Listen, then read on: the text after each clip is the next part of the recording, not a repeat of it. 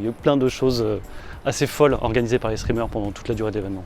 Bonjour, je suis Benoît Duchier, je suis directeur de la générosité publique au WWF. Et bien, beaucoup de joie et puis d'incrédulité à la fois parce que atteindre ce niveau de collecte était assez inespéré compte tenu des petites polémiques qu'il y a pu avoir avant le lancement de l'événement. Donc on était vraiment très heureux et puis tout le week-end a été voilà, une ambiance dingue et un finish incroyable, donc très content. Alors je vais peut-être en donner deux en fait, parce qu'il y a eu plein de trucs, mais sur le plan de la collecte, vraiment le lancement des raids vers 22 h était incroyable avec des niveaux de collecte qui étaient énormes et voilà, très impressionnants. Et puis après il y a eu aussi évidemment pendant toute la durée de l'événement des temps fous comme ce combat de catch complètement improbable. Voilà, donc il y a eu plein de choses assez folles organisées par les streamers pendant toute la durée de l'événement.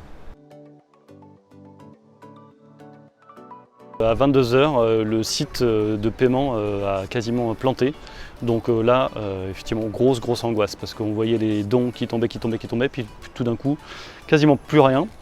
Donc fort heureusement, ça s'est rétabli et vers 23 h, ils ont pu relancer ces raids qui ont permis de faire monter le compteur jusqu'à 10 millions d'euros. Donc soulagé finalement.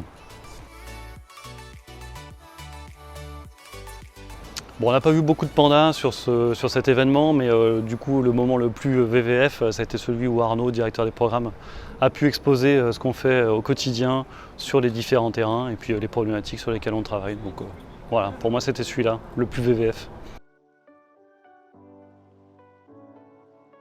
Oui, on a choisi de financer deux programmes en particulier qui sont la préservation des mangroves à Madagascar et la protection des éléphants de forêt dans le bassin du Congo.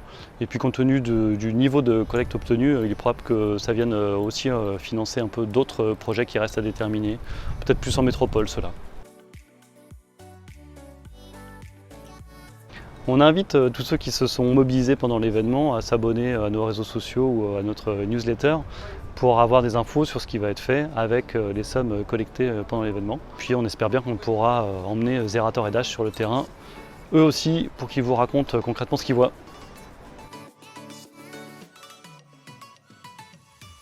Et bien, très heureux d'avoir pu participer à cet événement complètement incroyable avec un univers que je connaissais très peu, mais des gens très bienveillants, un super esprit et puis un bel esprit collectif dans l'interassociatif aussi. Donc c'était très chouette d'être là.